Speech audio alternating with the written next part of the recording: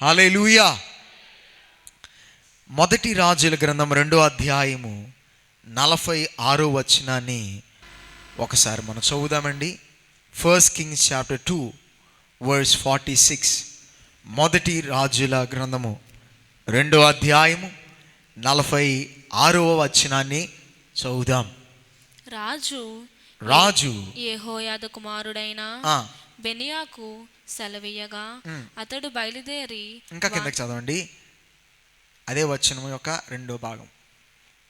The kingdom was now established in Solomon's hand.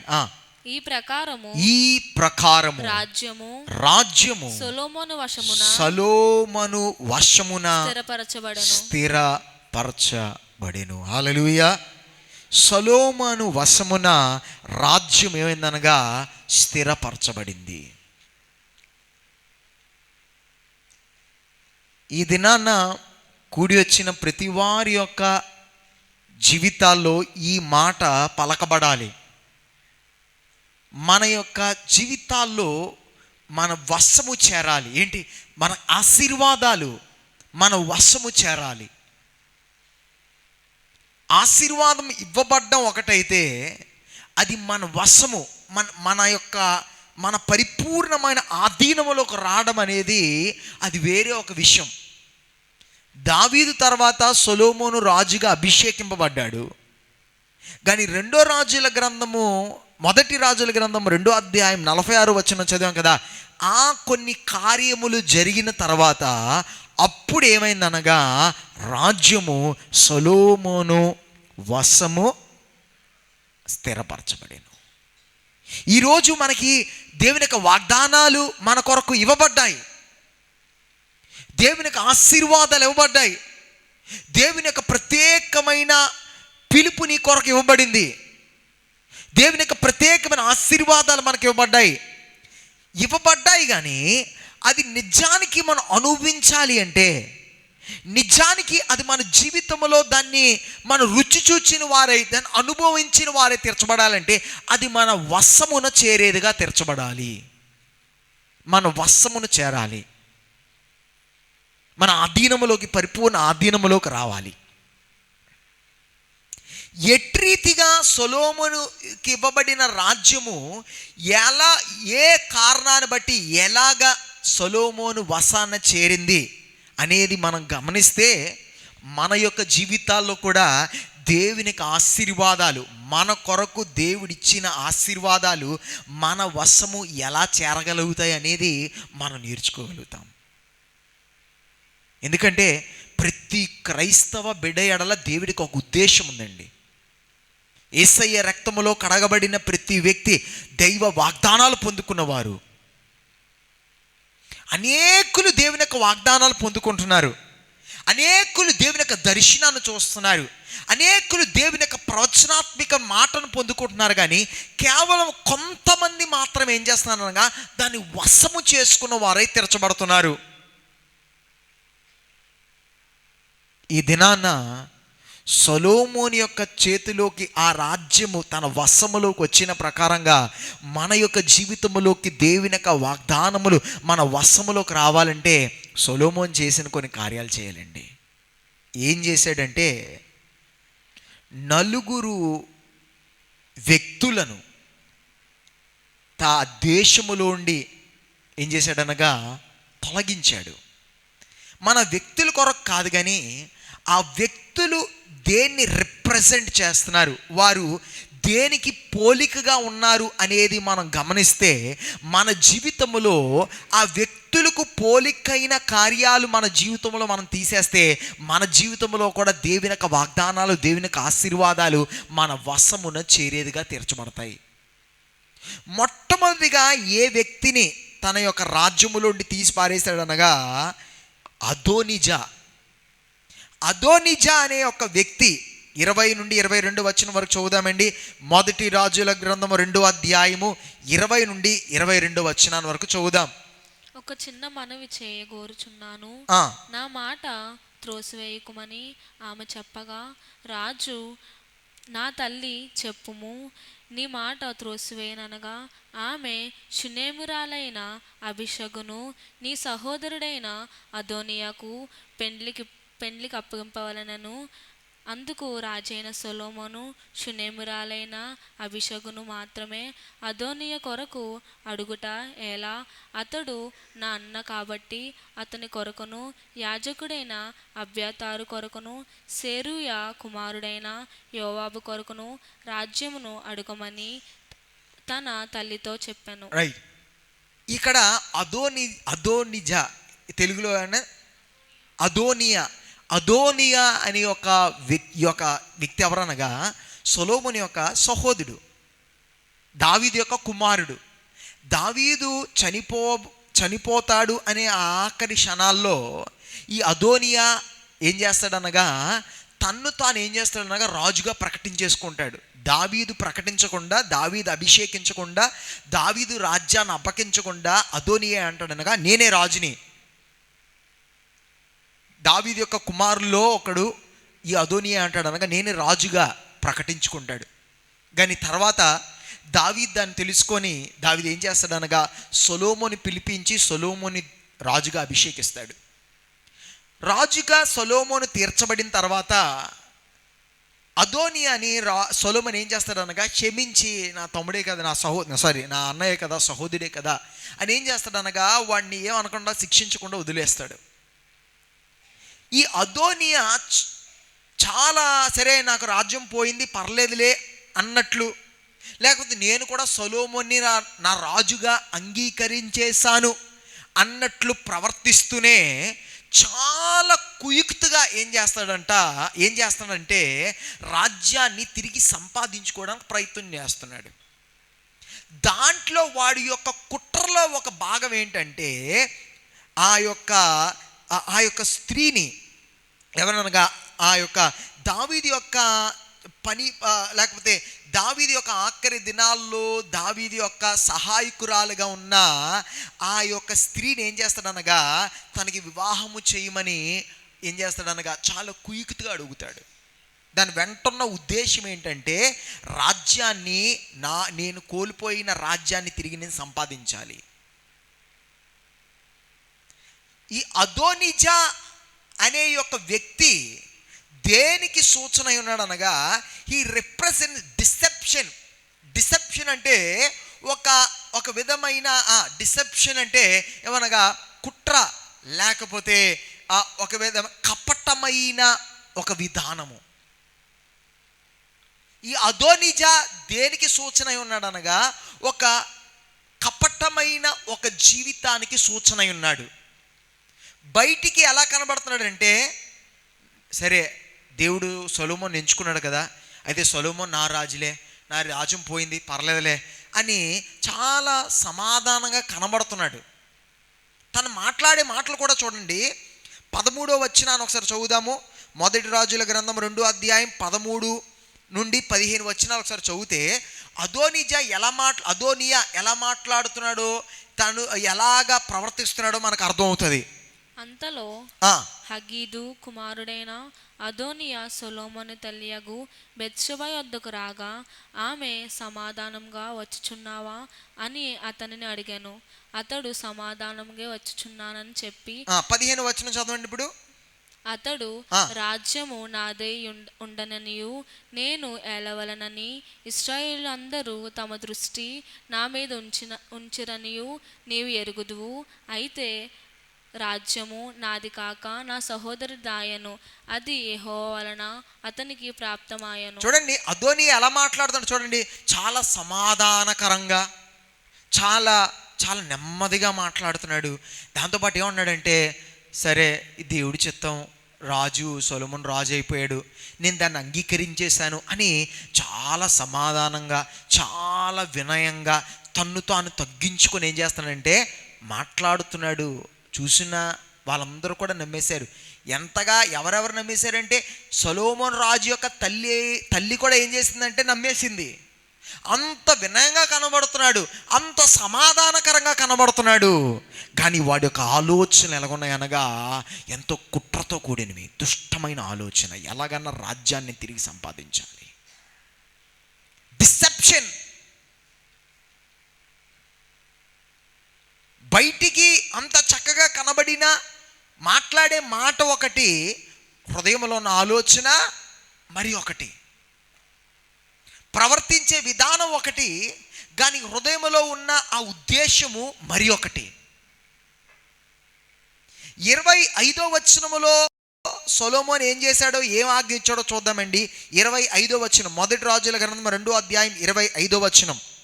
యెహోయాదా కుమారుడైన బెనియాను పంపగా ఇతడు అదోనియా మీద పడినందున అతడు చనిపోయాను.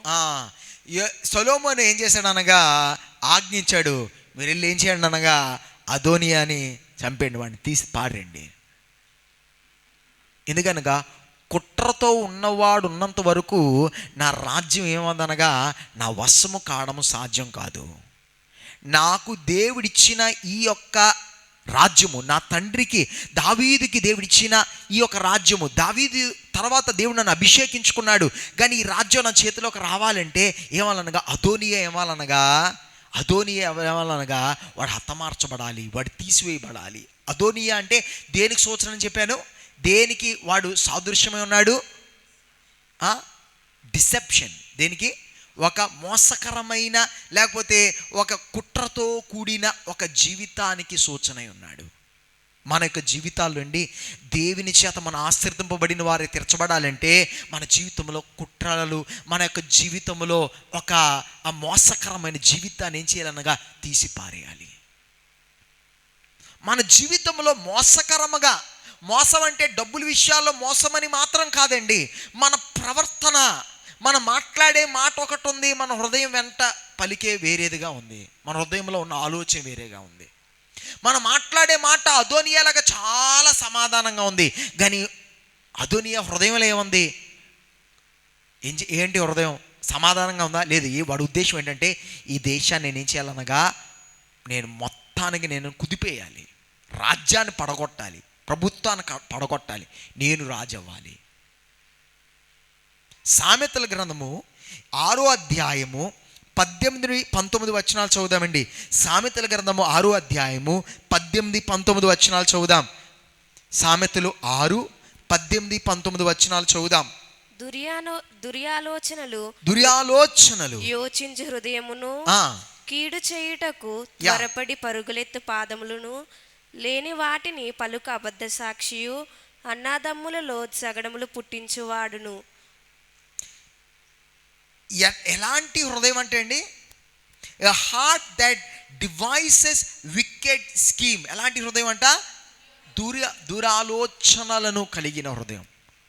అంటే ఆలోచన, మాట బాగానే ఉంది, ప్రవర్తన కూడా ఏంటంటే అమ్మో ఎంత వినయం అండి, ఎంత సమాధానకరంగా మాట్లాడుతున్నాడండి, కానీ ఆలోచన ఎలాగ ఉందనగా చాలా దురాలోచనగా, నాశనకరంగా ఉంది. అదోనియా ఒక విధానం అటు రీతిగా ఉంది. వాడు మాట అన్నాడు, నేను చాలా సమాధానంగా ఉండాలనుకుంటున్నానండి, సరే నా రాజ్యం పోయింది పర్లేదండి అని మాట్లాడుతున్నాడు, కానీ వాడి హృదయంలో వాడి యొక్క ఉద్దేశం మాత్రం ఎలా లేదనగా అటు రీతిగా సమాధానకరంగా లేదు. కీర్తనలు 101వ కీర్తన 7వ వచనాన్ని చదువుదాం. 101వ కీర్తన 7వ వచనం. Psalms 101:7. మోసము చేయువాడు నా ఇంట నివసింపరాదు, అబద్ధములాడువాడు నా కనుల ఎదుట నిలవడు. మోసము చేయువాడు ఏం చేయలేడు అనగా దేవుని యొక్క ఇంట, దేవుని యొక్క సన్నిధానంలో నిలబడలేడు. చాలా జాగ్రత్తగా అండి, నేను ఆ విషయాలు నేను మీకు వివరించడానికి ప్రయత్నం చేయడానికి ఈ వచనాలన్నీ చూపెడుతున్నాను కనుక చాలా జాగ్రత్తగా ఈ మాటలు వినాలి. మోసకరమైన ఒక జీవితం. మోసం అంటే మన వెంటనే మన ఆలోచన ఎక్కడికి వెళ్తుంది అంటే డబ్బుల విషయంలో మోసం చేయడం, లేకపోతే ఏదో అబద్ధాలు చెప్పడం, అది మాత్రం కాదు. డిసీట్, కపటమైన మాటలు, కపటమైన ప్రవర్తన. అటువంటి వాడు ఏం చేయలేడు అనగా దేవుని యొక్క సన్నిధానంలో నిలబడలేడండి. అదోనియా ఏం చేయబడాలనగా ఆ దేశంలో నుండి తుడిచివేయబడాలి, వాడు ప్రాణం తీసివేయబడాలి. అప్పుడు మాత్రం ఏమవుతుందంటే రాజ్యము తన వశములోకి వస్తుంది. అధికారం, ఆశీర్వాదం నీ వశానికి రావాలి అంటే నువ్వు విన్న నీ యొక్క ప్రవచనాత్మక మాటలు నీ జీవితంలో అది నువ్వు అనుభవించాలంటే, నువ్వు చూచిన దర్శనాలు నీ జీవితంలో అనుభవించాలంటే, దేవుడు నీ కొరకు పలికిన ఆ మాటలు నీ జీవితంలో అనుభవించాలంటే, నీ జీవితంలో మోసకరమైనది, కపటమైనది అంతా తీసి పారేయాలి. ఈ రెండింటికి ఆపోజిట్ ఏంటంటే, ఈ రెండింటికి కాకుండా మరి ఏముండాలి? యథార్థత. ఏముండాలండి? యథార్థమైన జీవితం. నీ యొక్క మాట ఎలాగ పలుకుతున్నావో నీ అంతర్యములో నువ్వేమనగా అదే రీతి అయిన ఒక స్వభావము, ఆలోచన కలిగిన వ్యక్తిగా తీర్చబడాలి. దేవుని యొక్క ఒక సత్యాన్ని మనం గమనించాలి. మనని దీవించవలసింది, ఆశీర్వదించవలసింది ఎవరండి? చెప్పండి, కొంచెం గట్టిగా చెప్పండి. మనల్ని దీవించవలసింది ఎవరు? దేవుడు. మనుషులు దీవించలేరండి. మనుషులు సహాయం చేయగలుగుతారు కొన్ని రోజులకి, మనుషులు కొన్ని రోజులకి తోడ్పడగలుగుతారు. కానీ దీవించాలంటే ఎవరు దీవించాలి? దేవుడు మాత్రమే దీవించాలి. దేవుడు మాత్రమే దీవించాలి. లూకా సువార్త 8వ అధ్యాయం 17వ వచనాన్ని చదివితే, లూకా సువార్త 8వ అధ్యాయం 17వ వచనం, లూకా సువార్త 8వ అధ్యాయం 17వ వచనం. తేటపరచబడిని రహస్యమేదియు లేదు, తెలియజేయబడకయు బయలుపడకయు ఉండు మరుగైనది ఏదియు లేదు. బయలుపరచబడకుండా దేవుని యొక్క దృష్టిలో, దేవుని యొక్క సమయములో, దేవుని యొక్క కాలములో బయలుపరచబడలేని ఒక్క కార్యం కూడా ఉండదండి. ఒక్కటి కూడా ఉండదు. మరి మనం దేవుని చేత ఆశీర్వదింపబడాలి, దేవుని చేత దీవింపబడాలి అంటే మన యొక్క హృదయ రహస్యాలు ఎవరికి తెలుసు? దేవుడికి తెలుసు. మనం మాట్లాడిన మాటకు ఉద్దేశం ఎవరికి తెలుసు? దేవునికి తెలుసు. మనం ఒక మాట పలుకుతున్నాం, మన మాట పలికినప్పుడు ఎందుకు పలుకుతున్నామని ఎవరికి తెలుసు? దేవుడికి తెలుసు. మనుషులు ఎవరికి తెలియదు. మనం చెప్తున్న మాటే మనుషులందరూ నమ్ముతారు. కానీ ఎందుకు ఆ మాట చెప్పామని ఎవరికి తెలుసు? దేవుడికి తెలుసు. మరి మన జీవితాల్లో దేవుడు ఆశీర్వదించాలి, దేవుడు మనం దీవించాలంటే మన యొక్క ఆలోచనలో కపటమైనది, మన మాటల్లో కపటమైనది ఏది ఉండకూడదు. మన జీవితాల్లో కపటమైన విధానంగా మాట్లాడితే, కపటమైన ప్రవర్తన కలిగిన వారుగా ఉంటే దేవుని చేత ఆశీర్వదింపబడలేము. లాభాలు దొరుకుతాయి. ఏ లాభాలు తెలుసా? మనుషుల వల్ల వచ్చే లాభాలు దొరుకుతాయి. మనుషుల వల్ల కలిగే లాభాలు అయితే దొరుకుతాయి. కానీ దేవుని చేత ఆశీర్వాదాలు దొరకాలంటే, సంపాదించుకోవాలంటే, నీ జీవితంలో కలగాలంటే ఎప్పటికీ కలగదు. ఎందుకో తెలుసా? నీ మాటలు అవి చక్కగా, ఇంపుగా, అంగీకారంగా ఉన్నాయి, కానీ నీ యొక్క ఆలోచన దేవునికి ఎలా లేదంటే అంగీకారంగా లేదు. Deception, deceit. ఈ యొక్క రాత్రి మన యొక్క జీవితాల్లో దేవుడిచ్చిన ఆశీర్వాదాలు యొక్క వశము కలిగిన వారే మన వశములోకి రావాలి. నా ఆశ ఈ రాత్రి ఇక్కడ కూడొచ్చిన సహోదరుడు యవన బిడ్డలు అందరూ ఏం చేయాలనగా, దేవుడు మీ కొరకు ఇచ్చిన ఆశీర్వాదాలు మీ వశముకు రావాలి. అప్పుడే కదా మీ సంఘములో ప్రతి వ్యక్తి ఆశీర్వదింపబడినప్పుడే దేవుని యొక్క రాజ్యం విస్తరిస్తుంది.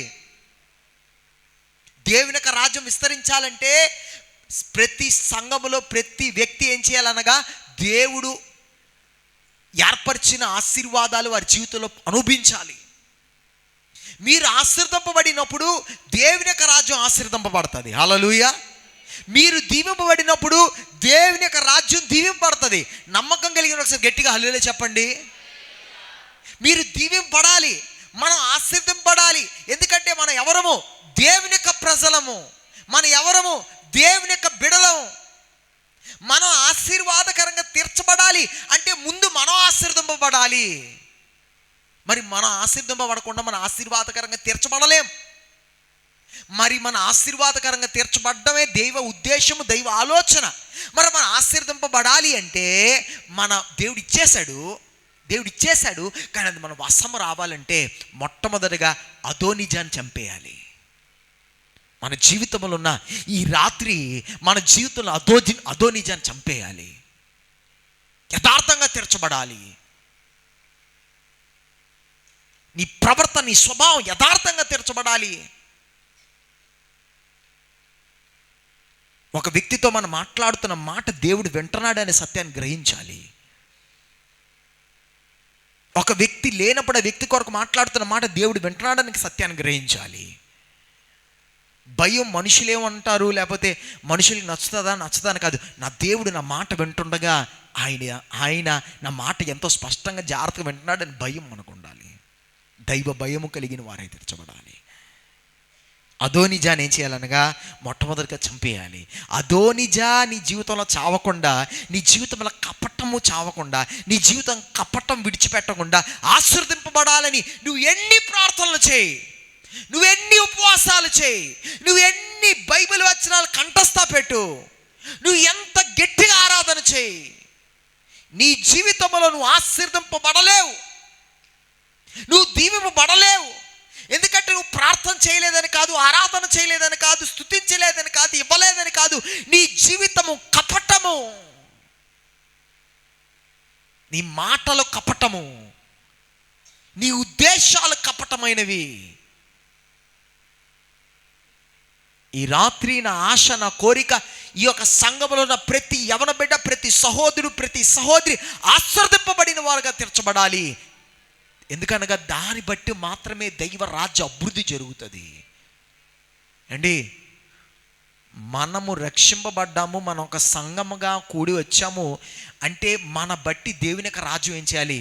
విస్తరించబడాలి. లేకపోతే మన సంఘము, మనము అంతా కూడా వ్యర్థమండి.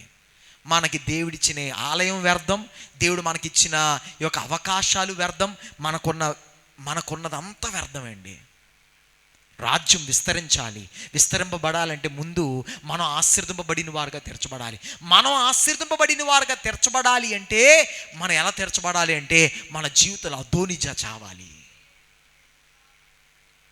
రెండోదిగా ఏం చేశాడో చూద్దామండి. రెండోదిగా కింద వచనాన్ని మనం చదివితే అబియాతారుని ఏం చేస్తున్నాడు అనగా, అబియాతార్ అనే ఆ యొక్క యాజకుడిని ఏం చేస్తాడంటే, అబియాతార్ని ఏం చేస్తాడనగా చంపేయట్లేదు. కానీ అబియాతార్ యాజకుడు, దావీదు కాలంలో ఉన్నప్పుడు నుండి యాజకుడు. అబియాతార్ ఏం చేశాడనగా, దావీదు ముసలివాడుగా తీర్చబడినప్పుడు అబియాతారు కూడా ఈ అదోనియాతో వైపు వెళ్ళిపోయాడు. సొలొమోను అన్నాడు, అబియాతారు, తెలుగులో కూడా అబియాతారేనా, అబియాతారు నువ్వు యాజకుడు గనక, దేవుని యొక్క మందసాన్ని మోసినోడు గనక నేను నిన్ను చంపాను, కానీ ఇంకా నువ్వు యాజకుడిగా ఉండే యోగ్యత లేదు. నువ్వు వెళ్ళు, నువ్వు పని చేసుకో, పొలం పని చేసుకో, నేను ఈ ప్రాణాలతో వదిలేస్తాను, ఎందుకంటే నువ్వు యాజకుడు గనక. కానీ నువ్వు ఇంకా యాజకత్వం చేయకు అని చెప్పి ఏం చేశాడు అనగా, తన యొక్క ఆ యొక్క పరిచర్యలో నుండి, తన రాజ్యములో ఉండి, తన యొక్క జీవితంలో నుండి ఏం చేశాడు అనగా అబియాతారుని తీసి పాడేశాడు. ఈ అబియాతారు దేనికి సూచన అంటే ఆపర్చునిటిస్టిక్, అంటే అవసరవాదమైన ఒక జీవితం. అంతే కరెక్టేనా ఆ పదం? అవకాశవాది, అదేనా?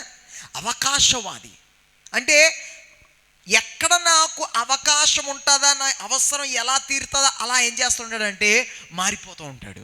ఈ అబియాతారు ముందు వరకు ఏం చేసేవాడంటే దావీదు రాజు దగ్గర ఉన్నాడు. దావీదు రాజు ముసలోడు అయిపోయినప్పుడు ఏం చేశాడు అనుకున్నా, అలాగే దావీదు రాజు చనిపోయే సమయంకి వచ్చేసింది, అదోనిజా రాజుగా ప్రకటించేసుకున్నాడు, అదోనిజా వైపు వచ్చేసాడు. సొలొమోను అభిషేకం పడినప్పుడు నెమ్మదిగా ఏం చేశాడంటే సొలొమోను వైపు వచ్చేసాడు. సొలొమోను అన్నాడు, నువ్వు ఉన్నంత వరకు ఏమదనగా నా రాజ్యం నా వశముకు రాదు. మన యొక్క జీవితాల్లో మనుషులుగా మనందరం ఏం కోరుకుంటాం తెలుసండి? మన క్షేమాన్ని కోరుకుంటాం. మనుషుడి యొక్క విధానం, మానవుడి యొక్క విధానం ఏంటంటే నేను క్షేమంగా ఉండాలి. నేను నాకు మంచిగా ఉండాలి. అది మానవ విధానం, తత్వం అది. మన తత్వం ఏంటనగా నేను మంచిగా ఉండాలి, నేను చక్కగా ఉండాలి, నేను నా కుటుంబం బాగుండాలి. ఆ ఆలోచన ఉండడం తప్పు కాదండి, ఆ ఆలోచన మనకు ఉండాలి. కానీ మనం ఏం చేయకూడదు అనగా, నన్ను నేను కాపాడుకోవడానికి, మనల్ని మనం కాపాడుకోవడానికి, మనకి మంచి జరగడానికి, మనకి మేలు కలగడానికి మనం ఏం చేయకూడదు అనగా అవకాశవాదులుగా మారేవారుగా తెరచబడకూడదు. నీ ఉద్యోగంలో, నీ వ్యాపారంలో, చుట్టాలతో, బంధువులతో ఎవరో మనకు లాభం చేస్తారు చుట్టాలు, ఈ చుట్టాలు ఏదో సాయం చేస్తారు, ఈరోజు వీళ్ళతో మాట్లాడతాం, ఈ చుట్టాలు వాళ్ళు డబ్బులు పోయాయి, లేకపోతే వాళ్ళు డబ్బులు అయిపోయి, లేకపోతే వాళ్ళతో సహాయం అవసరం లేదు, అలా అవసరం అయిపోయింది, వెంటనే వాళ్ళు వదిలేసి వేరే వాళ్ళు వైపు వెళ్ళిపోతే దాన్ని ఎవరు చూస్తున్నారండి? దేవుడు చూస్తున్నాడు. నువ్వు ఆశీర్వాదం నీ వశం ఎప్పుడు కాదండి. అండ్ ఈ మాటలన్నీ నేను చాలా ప్రేమతో చెప్తున్నానండి. ఈ మాటలు మీరు ఆశీర్వదింపబడాలని నేను చెప్తున్నాను. ఈరోజు ఈ మాటలు దేవుడు నా హృదయంలో ఎందుకు పెట్టాడంటే, మీరు, నేను, మనందరం ఆశీర్వదింపబడాలనే ఉద్దేశంతో దేవుడి మాటలు మన ముందు పెట్టాడు. పరిస్థితులు బట్టి మనం మారిపోవడం కాదండి, సమయాలు బట్టి. ఓకే, ఈసారి ఈ ఉద్యోగంలో ఈ గుంపుతో ఉంటే బాగుంది, ఈ గుంపు బలం తగ్గిపోతే కనుక వెంటనే మారిపోయి వేరే గుంపు వైపు వెళ్ళిపోతే ఎక్కడ బాగుంటుంది.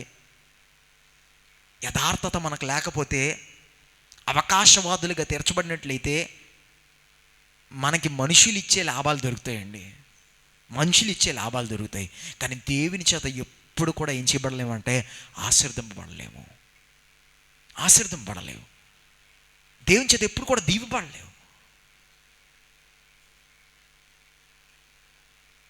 నీ యొక్క అవకాశవాదాన్ని నువ్వు అనేకమైన రీతిలుగా సమర్థించుకో, కానీ నువ్వు ఎప్పుడు కూడా దేవుని చేత దీవింపడలేవు, దేవుని చేత ఎప్పుడు ఆశీర్వదింపబడలేవు.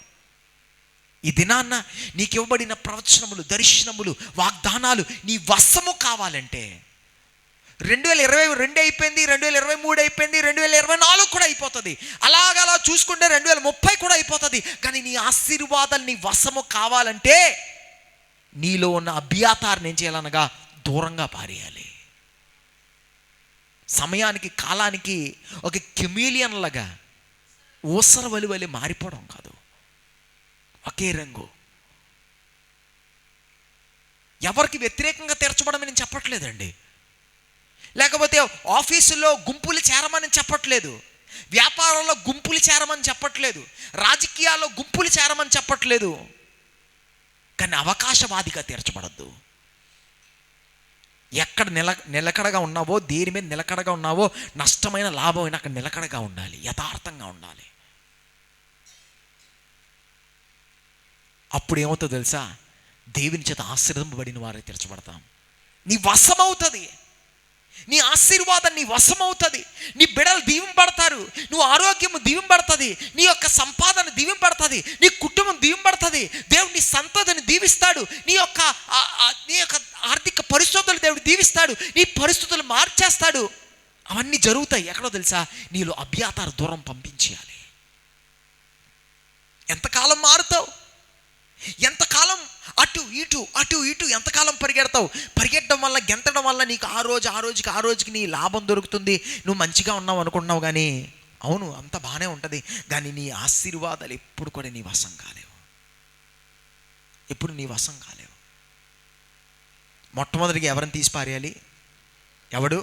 అదోనియా దేనికి సూచన? మోసకరమైన హృదయం, ఇంకా కపటమైన హృదయానికి, డిసీట్. రెండోదిగా ఎవరిని తీసి పారేయాలి? అబియాతార్ని ఏం చేశాడనగా తీసి పారేయాలి. సామెతలు 11:3 చదువుదామండి. 11 సామెతలు 3 చదువుదామా? సామెతలు 11:3. యథార్థవంతుల యథార్థత వారికి త్రోవ చూపించును, ద్రోహుల మూర్ఖ స్వభావము వారిని పాడు చేయును. యథార్థవంతుడి యొక్క యథార్థత ఏం చేస్తుందంట? వాడికి త్రోవ చూపెడుతుంది. యథార్థంగా అంటే ఈరోజు మీకు కష్టం ఉన్నా, బాధ ఉన్నా, నష్టం ఉన్నా యథార్థంగా ఉంటే మీ జీవితంలో ఒక ధైర్యం ఉంటుందండి. ఏంటో ధైర్యం తెలుసా?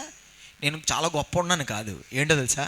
నేను యథార్థంగా ఉన్నాను, నా మాట యథార్థమైనది, నా ప్రవర్తన యథార్థమైనది, నా జీవితం యథార్థమైనది. నీ పరిశుద్ధుడని కాదు, పరిశుద్ధత కాదు, నీతిమంతుడని కాదు, నా మాటలో, నా ప్రవర్తనలో, నా విధానంలో ఎలా ఉన్నానుగా నేను యథార్థంగా ఉన్నాను. నా జీవితంలో ఎప్పుడైనా ఏమైనా కార్యాలు ఆగిపోతే, అడ్డుపడితే, లేకపోతే ఏమైనా అనుకున్న కార్యాలు నేను చేయలేని స్థితిలో ఉంటే, లేకపోతే ఏమైనా కార్యాలు నాకు నిరుత్సాహంగా అనిపించినప్పుడు నేను వెంటనే అడిగే ప్రశ్న ఏంటంటే, నేను ఎంత యథార్థంగా ఉన్నాను, నా మాట ఎంత యథార్థంగా ఉంది, నా ప్రవర్తన ఎంత యథార్థంగా ఉంది, నేను ఒక వ్యక్తితో మాట్లాడుతున్నప్పుడు ప్రతి మాట యథార్థంగా ఉందా, నేను ఆ యథార్థంగా ఉన్నాను అనే ఆలోచన నాకు కలిగినప్పుడు నాకు ధైర్యం వచ్చేస్తుంది. ఎందుకంటే దేవుని యొక్క వాక్యం చెప్తుంది, యథార్థవంతుల్ని దేవుడు ఎప్పుడు ఏం చేయడనగా దేవుడు విడిచిపెట్టి. పరిశుద్ధుల కొరకు చెప్పట్లేదండి, నీతిమంతుల కొరకు చెప్పట్లేదండి. ఏమండి, నువ్వు మన వలన జరిగేది ఏంటో తెలుసా? మన నీతిమంతులుగా తీర్చబడలేమో, పరిశుద్ధులుగా తీర్చబడలేమో, కానీ మనం ఏమవుతాం కదా, యథార్థంగా తీర్చబడగలుగుతాం. అది మనందరం చేయగలుగుతామండి. చిన్నపిల్లలు చేయగలుగుతారు, యవనస్తులు చేయగలుగుతారు, పెద్దవారు చేయగలుగుతారు, అందరూ చేయగలరు. ఏం తెలుసా? యథార్థం. ఎవ్వరు లేనప్పుడు ఎలా మాట్లాడతామో, అందరూ ఉన్నప్పుడు ఎలా మాట్లాడతామో, వాళ్ళు ఉన్నప్పుడు ఎలా మాట్లాడతామో, వారు లేనప్పుడు ఎలా మాట్లాడతామో, వారు ఉన్నప్పుడు వారి కొరకు ఎలా మాట్లాడతామో, వారు లేనప్పుడు ఎలా మాట్లాడతామో, ప్రతి దాంట్లో ఇతరులతో ఎలా మాట్లాడతామో, ప్రతి దాంట్లో ఏంటనగా ఒక యథార్థత. ఆ యథార్థత ఏం చేస్తుందంటే నిన్ను నడిపిస్తుంది. దేవుని ఒక వాక్యం చెప్తుందండి. Praise the lord. Hallelujah, hallelujah. ఇంకో సమయం లేదు కనుక మూడో వ్యక్తిలోకి వెళ్ళిపోతున్నాను. మూడోదిగా ఎవరిని తీసి పాడేశాడంటే, మొదటి రాజుల గ్రంథం 2వ అధ్యాయము 31, 32 వచనాలు చదివితే అక్కడ ఆ వ్యక్తి యొక్క వివరణ మనం చూడగలుగుతాం. మొదటి రాజుల గ్రంథం 2వ అధ్యాయం 31, 32 వచనాలు. అందుకు రాజు ఇట్లనెను, అతడు నీతో చెప్పినట్లుగా చేయుము. అతడు దారబోసిన నిరపరాధుల రక్తమును నా మట్టుకును, నా తండ్రి కుటుంబీకుల మట్టుకును పరిహారము చేయుటకై అతన్ని చంపి పాతిపెట్టుము. నేరు కుమారుడును ఇశ్రాయేలు వారి సమూహాధిపతి అయిన అబ్నేరును, ఏతేరు కుమారుడును యూదావారి సేనాధిపతియునైన అమాషాయును అను తనకంటే నీతిపరులను యోగ్యులునగు ఈ ఇద్దరు మనుషుల మీద పడి, యోవాబు నా తండ్రి అయిన దావీదు ఎరుగకుండా కత్తి చేత వారిని చంపివేశను గనుక అతడు దారబోసిన రక్తము యెహోవా అతని తల మీదకి రప్పించును. మూడోదిగా ఎవరిని తీసేస్తున్నాడంటే యోయాబు. యోయాబు ఎవరనగా దావీదు రాజు యొక్క సైన్యాధిపతి. యోయాబు యొక్క విధానం ఏంటంటే, వాడు చాలా ఇన్సెక్యూరిటీతో, చాలా విధమైన అభద్రత భావం కలిగిన వాడు. అభద్రత భావం. ఎవరైనా కొంచెం ఎదిగారా, వాడు కొంచెం సమానంగా వచ్చారని తెలిసిందా, ఏం చేస్తుందనగా వాడికి అభద్రత, భయం వచ్చేస్తుంది. నా స్థానం పోతుందేమో. అందుకే ఏం చేశాడనగా అబ్నేర్ని చంపేశాడు. అబ్నేర్ని ఎందుకు చంపేశాడంటే వాడికి భయం కలిగింది, దావీదు యోయాబుని తీసేసి అబ్నేర్ని పెడతాడని. తర్వాత అమాసాని చంపేశాడు. ఎందుకు చంపేశాడంటే వాడు యోయాబు యొక్క స్థానం తీసుకుంటాడేమో అనే భయంతో ఏం చేశాడు అనగా వాడిని చంపేశాడు. అభద్రత ఏంటంటే, అమ్మో నా స్థానం పోకూడదు, ఏది జరిగినా ఏదో రీతిగా ఏం చేసుకోవాలనగా తన స్థానాన్ని, తన యొక్క పదవిని కాపాడుకోవడానికి యోయాబు ఏం చేసేవాడు అనగా దుష్టమైన, మూర్ఖమైన రీతిగా మనుషుల్ని చంపేసేవాడు. దావీదు రాజుగా ఉన్న మీరు 2 సమూయేలు చదివితే యోయాబు యొక్క విధానాలు ఎలాగుంటాయంటే, దావీదు రాజు కూడా రాజుగా ఉంటాడు, కానీ దావీదు అంటాడు, ఈ యోయాబు జెరూయా యొక్క కుమారులు నాకు ఎలాగైపోయారు అనగా అలా నాకు పెద్ద తలనొప్పిగా తీర్చబడ్డారు. ఎందుకంటే దావీదు రాజుగా ఉన్నాడు, వీడి సైన్యాధిపతిగా ఉండేవాడు, కానీ వీడు ఏం చేసేవాడు కాదంటే రాజుకి ఏం చెప్పేవాడు కాదు. వాడి మట్టికి వాడు చంపుకొని వెళ్ళిపోయేవాడు. రాజు దాన్ని విని ఏం చేసేవాడంటే రాజు దాన్ని బట్టి సంతాపపడి దుఃఖపడి ఏడ్చే సమయాలు ఉండేవి. ఎందుకు చంపేశాడు అంటే వాడికి భయం, నా స్థానం పోతుందేమో. వాడికి అభద్రత భావం ఉండడం మాత్రం కాదు, కానీ వాడికి ఏముండేది అనగా ఒక విధమైన యారోగెన్స్, ఒక విధమైన యారోగెన్స్ని, ఒక విధమైన ఒక ఆలోచన ఏంటంటే ఎవ్వరు ఏమవుతుందిలే, ఇలా చేస్తే ఏమవుతుందిలే, ఏం జరుగుతుందిలే, నేను చంపేస్తే ఎవడు అడుగుతాడు, ఇప్పుడు రాజు ఏం అడుగుతాడులే, లేకపోతే ఏం జరుగుతుందిలే, దీనికి ప్రాయశ్చిత్తం ఏం చెల్లించే అవసరం రాదు అనే ఒక ఆలోచన, ఎవడు ప్రశ్నించడు అనే ఆలోచన, ఏమి జరగదు అనే ఆలోచన. అందుకే అబ్నేరుని చంపేశాడు, తర్వాత అమాసాన్ని చంపేశాడు, కానీ వాళ్ళు ఏం కలిగేది కాదంటే ఏ విధమైన ఒకరోజు ఎవరైనా అడుగుతారేమో, లేకపోతే ఏదో రాజు అడుగుతాడేమో, లేదా రాజుకి నేను ఏం జవాబు చెప్పాలి, లేదా ఇలా చేయడం వల్ల ఏదైనా అవుతుందేమో అని ఏ విధమైన ఆలోచన వాళ్ళు ఉండేది కాదు. గర్వంతోను, ఒక విధమైన గర్వం, నాకు అధికారం ఉంది, ఎవరు నన్ను అడుగుతాడు. ఎందుకంటే యోయాబు యొక్క జీవితం అండి, నేను చాలాసార్లు చదివితే నాకు యోయాబు యొక్క జీవితం చాలా కన్ఫ్యూజింగ్గా ఉంటుందండి, చాలా అయోమయంగా ఉంటుంది. ఎందుకంటే యోయాబు యొక్క జ్ఞానం చాలా, దావీదు యొక్క జీవితంలో సైన్యాధిపతిగా ఉండే యోయాబు మంచి చేసేవాడు, దావీదుకి వెళ్ళి మంచి జ్ఞానం చెప్పేవాడు. అబ్షలోము చచ్చిపోయినప్పుడు దావీదు ఏడుస్తూ ఉంటే యోయాబు వచ్చి అంటాడు, దావీదు ఏంటయ్యా రాజుగారు మీరు ఇలా ఉంటే ఏంటండి, మీరు ఇలా ఉండకండి, మీరు ఇలా ఉంటే మిమ్మల్ని అందరూ వదిలేసి వెళ్ళిపోతారండి, మీరు అబ్షలోము చచ్చిపోయాడని మీరు బాధపడుతున్నారు, కానీ మీ ప్రజలంతా కూడా మిమ్మల్ని కాపాడడానికే కదండి ప్రయాసపడ్డారని. యోయాబు యొక్క మాట విని దావీదు ఏం చేస్తాడంటే వెళ్ళి తన ప్రజలతో, సైనికులతో మాట్లాడతాడు. దావీదు యొక్క ఆఖరి దినాల్లో ఇశ్రాయేలు యొక్క జనసంఖ్య తీసుకోవడానికి దావీదుకు ఒక ఆలోచన వస్తుంది, అది దైవ విరోధమైన కార్యం. అప్పుడు కూడా ఎవరు వెళ్ళి చెప్తారంటే యోయాబు చెప్తాడు, దావీదు రాజు గారు అలా చెయ్యొద్దండి, అది మంచిది కాదండి అని. మంచి ఆలోచన ఎవరు చెప్తాడని యోయాబే చెప్తాడు. ఒకానొక సమయాన దావీదు తన ఇంట్లో కూర్చొని ఉండి యుద్ధానికి వెళ్లకుండా ఇంట్లో అలా కూర్చొని ఉంటే యోయాబు కబురు పెడతాడు, దావీదు నువ్వు అలా ఇంట్లో కూర్చోడం కుదరదు, నువ్వు రావాలి యుద్ధానికి, లేకపోతే నేనే తీసేసుకుంటానని కావాలని బెదిరించి ఏం చేస్తాడనగా దావీదుని యుద్ధ రంగంలోకి తీసుకొస్తాడు. యోయాబు యొక్క జీవితం చాలాసార్లు చదువుతూ ఉంటే చాలా విచిత్రంగా అనిపిస్తూ ఉంటుంది. యుద్ధం చేయడం వచ్చినవాడు, జ్ఞానం ఉన్నవాడు, అన్నీ కూడా తెలిసినవాడు, కానీ ఏం చేసేవాడు అనగా తన అభద్రత భావాన్ని బట్టి, తనకున్న ఆ గర్వాన్ని బట్టి, అహంకారం బట్టి ఆఖరికి ముసలి వయసులో దావీదు యొక్క కుమారుడైన సొలొమోను ఏం చేయవలసింది వచ్చిందనగా వాడిని చంపివేయమని ఆజ్ఞ ఇవ్వాల్సి వచ్చింది. ఎందుకంటే యోయాబు బ్రతికున్నంత వరకు రాజ్యం ఏం కాదనగా వాడి వశము కాలేదు. ఈ దినాన నీలోని అభద్రత భావం చచ్చిపోవాలి, నీలోని అహంకారం చచ్చిపోవాలి. ముఖ్యంగా అభద్రత భావం ఎవరికి ఎక్కువ వస్తుందంటే నాయకత్వ బాధ్యతలు ఉన్న వాళ్ళకే ఎక్కువ అభద్రత భావం వస్తుంది. నేను నాయకత్వ బాధ్యతలు మేము ఉంటే మాకు ఎక్కువ, లేదా మీరు దేవుని యొక్క నాయకత్వ బాధ్యతలు మీరు ఉన్నప్పుడు అభద్రత భావం ఎక్కువ వస్తుంటుంది. సాతాను అలాగే దాడి చేస్తుంటాడు.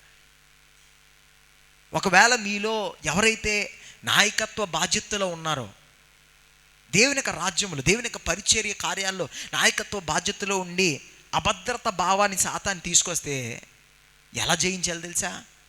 ఒక సత్యాన్ని గమనించాలి, దేవుని యొక్క రాజ్యములో ఇవ్వబడిన ఏ ఒక్క బాధ్యత అయినా అది ఎవరి చేత ఇవ్వబడాలి?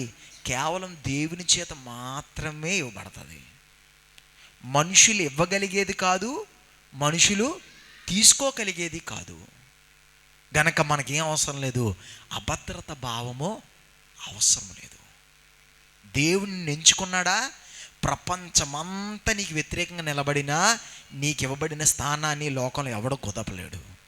దేవునికి ఇవ్వలేదా, ప్రపంచం అంతా నేను నిలబడడానికి ప్రయత్నం చేసినా ఆ స్థానం నీకు ఎప్పుడు కూడా నిలబడదు. కనుక అభద్రత భావాన్ని విడిచిపెట్టు.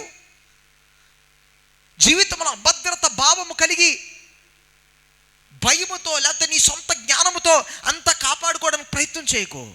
ఏదో నువ్వే అంత కాపాడేసుకోవాలి, నువ్వే ఏదో చేసేయాలనుకోకు. నీ అహంకారాన్ని విడిచిపెట్టు, నీ గర్వాన్ని విడిచిపెట్టు. నా అధికారం ఉంది లేకపోతే నేను ఏదైనా చేయగలుగుతాను ఆలోచన విడిచిపెట్టు. ముగ్గురిని తీసాడండి ఇప్పటికే. మొట్టమొదటిగా అదోనియా ఎవరికి, దేనికి సూచన? కపటమైన హృదయానికి సూచన. రెండోదిగా ఎవరిని తీసేశాడు? అబియాతారు, యాజకుడైన అబియాతారు ఎవరికి సూచన? అవకాశవాదముకు సూచన. మూడోదిగా ఎవరిని తీశాడు అనగా యోయాబుని తీశాడు. యోయాబు దేని సూచన అనగా ఇన్సెక్యూరిటీ, అభద్రత భావము. నాలుగోదిగా ఎవరిని తీసేశాడు అనగా షిమియే కదా తెలుగులో, షిమి అనే ఒక వ్యక్తి. ఈ షిమి దేనికి సూచన అయి ఉన్నాడంటే కేర్లెస్నెస్, ఒక విధమైన నిర్లక్ష్య భావానికి, స్వభావానికి. ఎందుకంటే షిమి, నేను క్లుప్తంగా చెప్పేస్తానండి, ఈ షిమి ఎవడంటే సౌలు యొక్క వంశానికి బెంజమినీయుడు, సౌలు యొక్క వంశానికి చెందినోడు. దావీదు ఒక్కానొక సమయాన్న సొలొమోను దగ్గర నుంచి పారిపోతున్న కాలంలో షిమి ఏం చేస్తాడంటే దావీదు మీద అనేకమైన శాపాలు పలుకుతాడు. షిమి దావీదు మీద అనేకమైన శాపాలు పలుకుతాడు. దావీదు ఏం చేయడంటే షిమిని చంపడానికి అంటాడు, దేవుడు వాడుకుంటున్నాడు నా జీవితంలో, దేవుడే చెప్పాడేమో, లేదా దేవుడు నన్ను చేస్తాడని చెప్పి షిమిని వదిలేస్తాడు.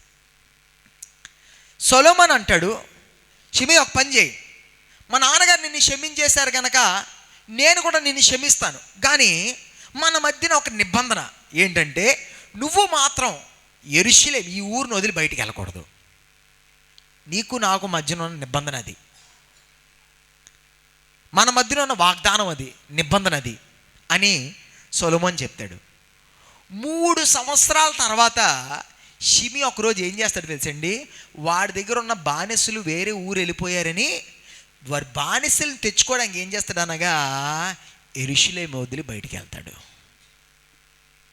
సొలొమోను వెంటనే ఏం చేస్తాడు అనగా షిమిని పిలిపిస్తాడు, రే నువ్వు, నీ యొక్క స్వభావం మంచిది కాదు, నువ్వు మా నాన్నని ఎంతో శపించావు, అయినా క్షమించాను, కానీ ఇప్పుడు నువ్వేం చేసావు అనగా నిబంధనను ఏం చేయలేదనగా, నేను నీతో చేసిన నిబంధన నువ్వేం చేయలేదనగా గౌరవించలేదు. నేను ఎవరిని? రాజుని.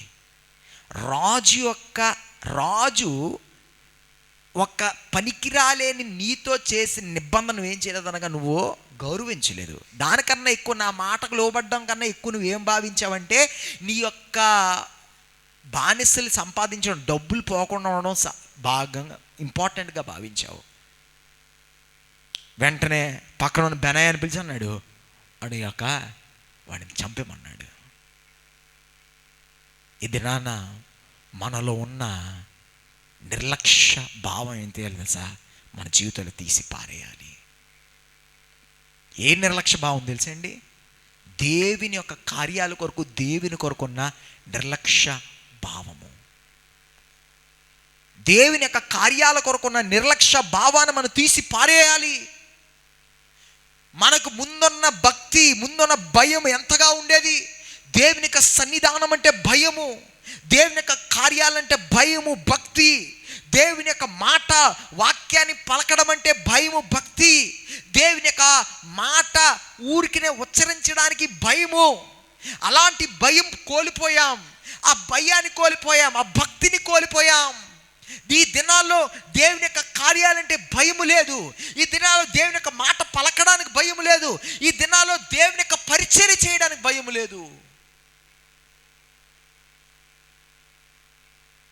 నిర్లక్ష్యమైన భావము.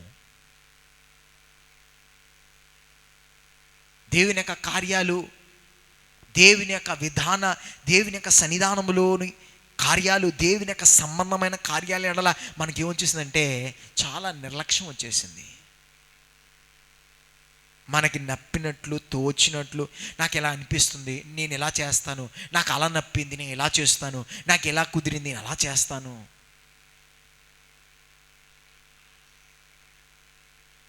ఒక విధమైన ఏమొచ్చిందనగా నిర్లక్ష్య భావముతో అహరోను యొక్క కుమారులు ఇద్దరు కూడా యాజకత్వం చేసి చేసి చేసి చేసి రోజు వాళ్ళకి అలవాటైపోయిందండి. అలవాటైపోయి ధూపాన్ని అర్పించడానికి ఆ యొక్క ట్యాబర్నాకల్ లోపలికి, ఆ యొక్క గుడారం లోపలికి వెళ్ళారు. కానీ ఏం చేశారనగా దేవుని చేత అంగీకారము, దేవుడు చెప్పలేని ఒక విధమైన ధూపాన్ని వారు అర్పించారంట. వెంటనే పైనుండి అగ్గి దిగి వచ్చి ఏం చేసింది అనగా అక్కడక్కడ వారిద్దరిని చంపేసింది. ఎందుకు వచ్చింది? ఏం కారణం? ధూపం అర్పించలేదని కాదు. ఏం అర్పించారంటే ధూపాన్ని అర్పించారు, కానీ దేవుని చేత ఆమోదించబడిన ధూపం కాదు అది. ఎందుకు అలా అర్పించారంటే నిర్లక్ష్యం వచ్చేసింది.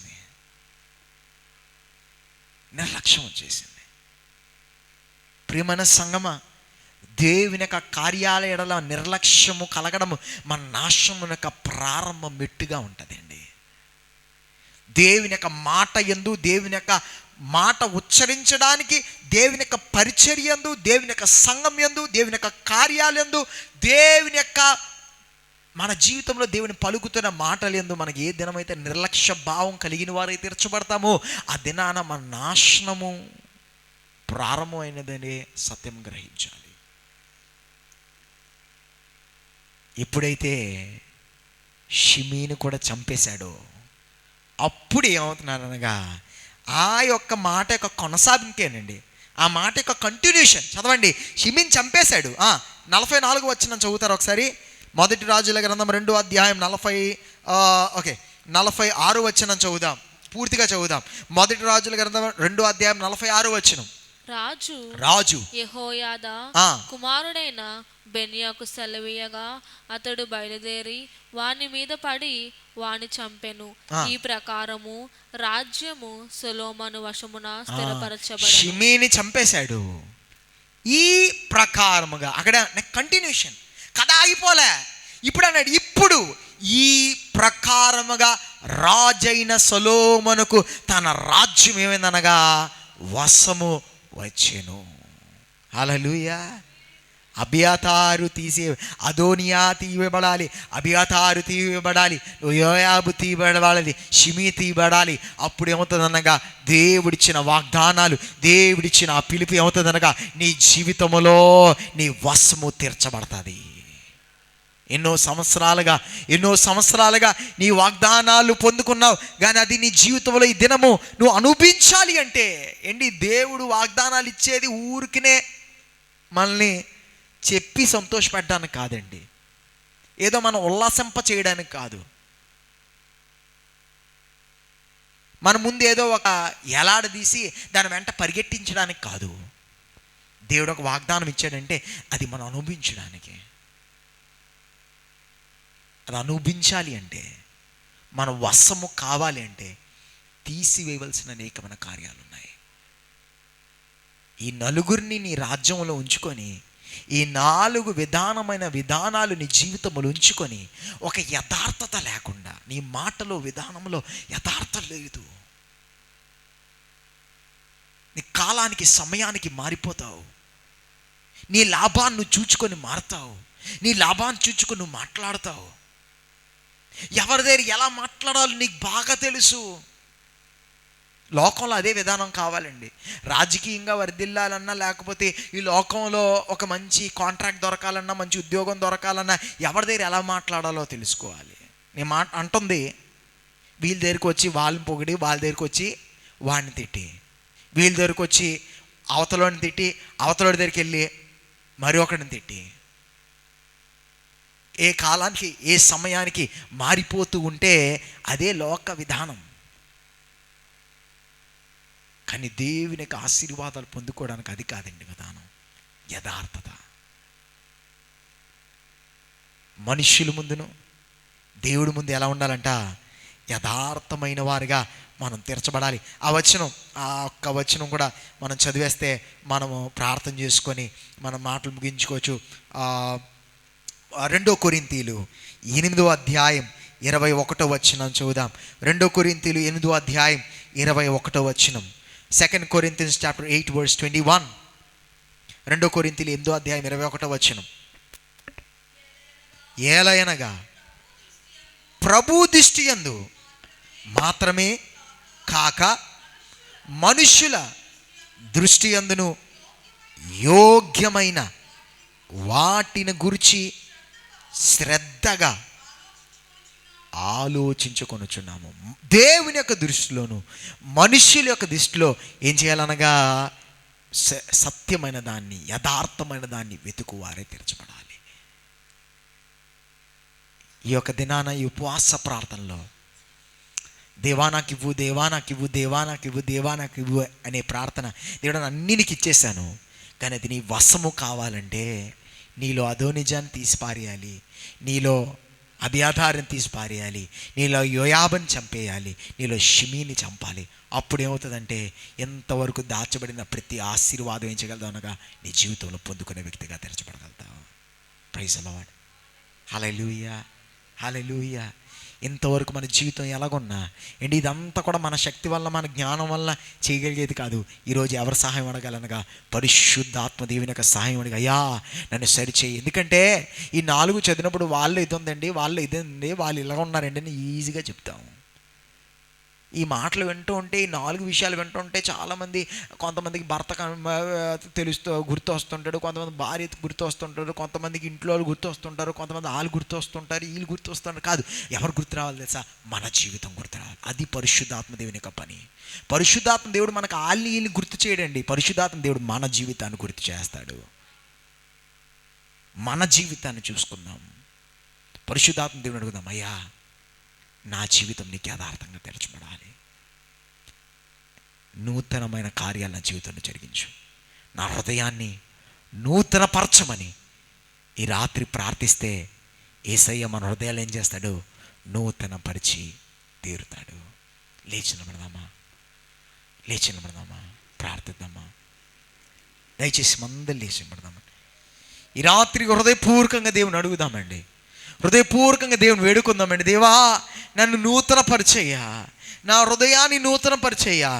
ఇంతవరకు మరి నా జీవితంలో అయ్యా ఈ 4 విధానములు, 4 విధమైన వ్యక్తుల యొక్క స్వభావములు, గుణములు నాలో ఉన్నాయి. నన్ను క్షమించయ్యా, నన్ను క్షమించు, నా హృదయాన్ని సరిచేయి. ఈ రాత్రి నన్ను సరిచేస్తున్నావని నేను గ్రహిస్తున్నాను, అంగీకరిస్తున్నానని ముందు మన దేవుని యొక్క పాదం దగ్గర ఒప్పుకుందామండి. మనం పలికిన మాటలు, మనం చెప్పిన కార్యాలు, చేసిన కార్యాలు, కపటమైన ఆలోచనలు, విధానాలు అన్నీ కూడా యేసయ్య పాదం దగ్గర ముందు ఒప్పుకుందాం. ఒప్పుకొని యేసయ్యతో చెప్దాం, అయ్యా నన్ను క్షమించయ్యా, క్షమించు. నేను ఇదే విధానం మంచిది అనుకున్నాను, సరే అనుకున్నాను, కానీ అయ్యా కాదయ్యా, నాకు నీ ఆశీర్వాదాన్ని నాకు వశముగా తెరచబడాలి. పరిశుద్ధాత్మదేవా నన్ను నూతనపరచమని ఈ రాత్రి మీరు ప్రార్థించినట్లయితే, ఈ రాత్రి ఇక్కడి నుంచి వెళ్ళిపోకముందే పరిశుద్ధాత్మదేవుడు మన హృదయాల్లో కొన్ని నూతన కార్యాలు చేయడానికి ఆయన సంసిద్ధంగా ఉన్నాడు. కనుక హృదయపూర్వకంగా ప్రార్థనతో హృదయపూర్వకంగా దేవునికి సన్నిధానం మనం కూడి రాద్దామండి. పరచండి, నూతనపరచండి, మా హృదయాలు నూతనపరచండి, మా హృదయాలు నూతనపరచండి. ఈ రాత్రి పరిశుద్ధాత్మ దేవుడు మనతో మాట్లాడుతుండగా స్పందించిన వారై తీర్చబడదాం. సమర్థించుకునే వారుగా కాదు, నా జీవితం బాగుంది, నా జీవితం మంచిగా ఉందని కాదు, సరిచేయ్యా, సరిచేయ్యా, బాగు చేయ్యా అని ప్రార్థిద్దాం. యేసయ్య పాదం దగ్గర ఒప్పుకుందామా? కప్పెట్టుకోవద్దు, సమర్థించుకోవద్దు, దాచిపెట్టుకోవద్దు. యేసయ్యా ఇదిగో నా జీవితం, ఇదిగో నా హృదయం, సరిచేయవయ్యా అని అడుగుదామా? ఈ రాత్రి పరిశుద్ధాత్మ దేవుడు మన హృదయంలో కార్యములు చేయడానికి ఆయన సంసిద్ధంగా. పరిశుద్ధాత్మ దేవుడు నేను నూతన పరచడానికి సంసిద్ధంగా ఉన్నాడు. నీ జీవితంలో శాపములు తొలగించడానికి సంసిద్ధంగా ఉన్నాడు. నీ జీవితంలో నిందలు తొలగించడానికి ఆయన సంసిద్ధంగా ఉన్నాడు. నీ జీవితంలో నీ ఆశీర్వాదములను నీ వశము చేయడానికి ఆయన సంసిద్ధంగా ఉన్నాడు. ఈ దినము నీ హృదయమును యేసయ్య పాదమును సమర్పించుకుంటే నీ బిడ్డల యొక్క జీవితంలో నూతన కార్యాలు జరగబోతున్నాయి.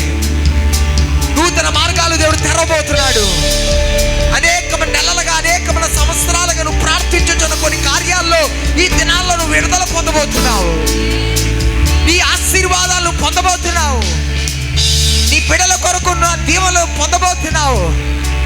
నీ జీవితంలో ముయ్యబడిన ద్వారాలు తెరవబడబోతున్నాయి. నీ జీవితంలో బంధకాలు విడుదల పొందుతావు. కానీ ఈ రాత్రి తొలగించవలసిన దాన్ని తీయాలి. ఈ రాత్రి జీవితాన్ని సమర్పించుకోవాలి.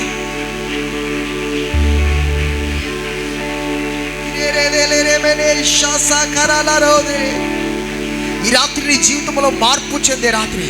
ఈ రాత్రి ఆశీర్వాదాలు వినే రాత్రి కాదు, ఈ రాత్రి ఆశీర్వాదాలు పొందుకునే రాత్రి.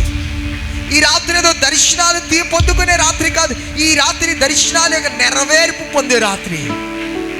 ఉదయలే మనాదల రాసి కదల రమరో ఈషాదాల రమరో దేరే. ఈ రాత్రి ఇక్కడ తిరిగి వెళ్తుండగా పరిశుద్ధాత్మ దేవుని యొక్క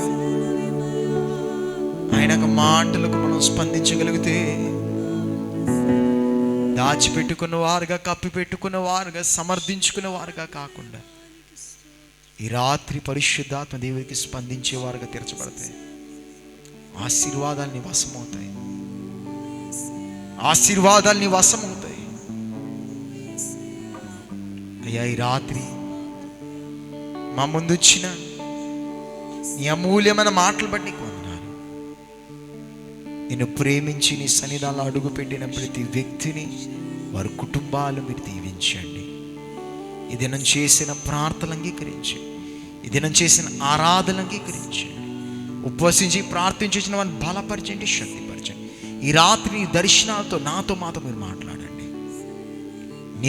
మేము ఈ సంఘంలో ఉన్న ప్రతి యవన సహోదరుడు, యవన సహోదరి, ప్రతి సహోదరుడు, ప్రతి సహోదరి నీ ఆశీర్వాదములు వశము చేసుకున్న వారే తీర్చబడి కృప దయచేయమని, మా జీవితాలు బట్టి మీరే మహిమ పొందమని ప్రభు యేసుక్రీస్తు నామమున అడుగుచున్నాము పరమా తండ్రి.